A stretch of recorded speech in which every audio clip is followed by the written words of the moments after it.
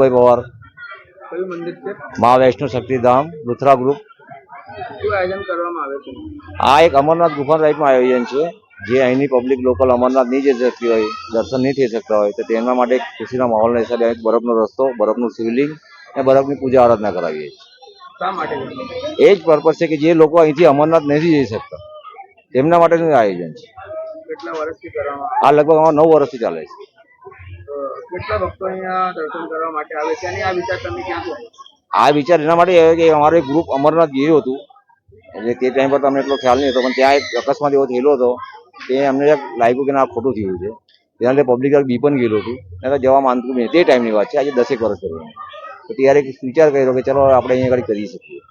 અમે કર્યું. આજે ભોલે બાબાની એક સારી અમારી પર કૃપા થઈ કે આયોજન સક્સેસ થાય છે દર વર્ષે.